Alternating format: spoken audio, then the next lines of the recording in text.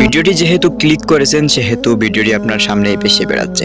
সেখানে আপনি কি দেখতে পারছেন? কয়েকটি হাঁসের বাচ্চা মারা গেছে কিংবা মারা যাচ্ছে, এটাই তো।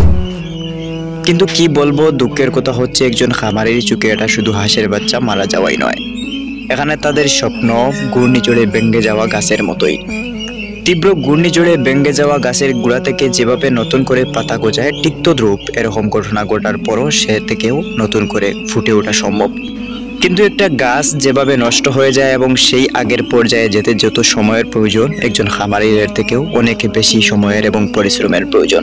যদিও চোখের সামনের স্বপ্নগুলো ভেঙে যেতে দেখা অনেক দুঃখের, কিন্তু এখান থেকেও আমাদের অনেক কিছু শেখার আছে। এখানে ফুটে ওঠে আমাদের অবহেলিত জীবনগুলো, আমাদের ভুলগুলো, আমাদের যে ভুলের কারণে এগুলো হয়েছে সেগুলোই আমাদের চোখের সামনে ভেসে ওঠে। মৃত হাঁসের বাচ্চাগুলোকে হাতে নিয়ে কখনো আফসোস করার মনেও চায় না, কারণ সেটা তো হওয়ারই ছিল।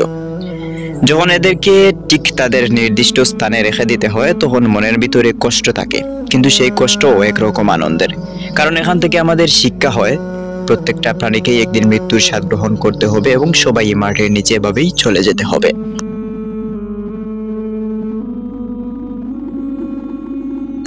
যাই হোক, এখন মূল কথায় আসি। অনেকের প্রশ্ন আসতে পারে এখানে কি কারণে এতগুলো বাচ্চা মারা গেছে।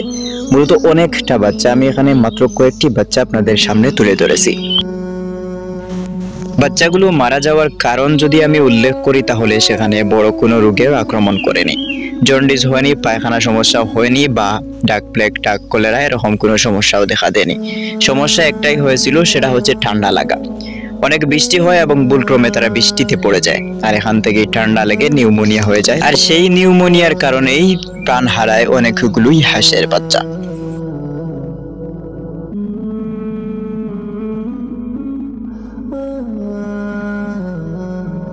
তো ট্রিটমেন্ট নেওয়া হয়েছে, পরবর্তী বাচ্চাগুলো কোনোভাবে বেঁচে ফিরছে, কারণ তাদের হায়াত ছিল এবং পৃথিবীর মধ্যেই তাদের রিজিক এখনো রয়ে গেছে, এর জন্যই বেঁচে আছে।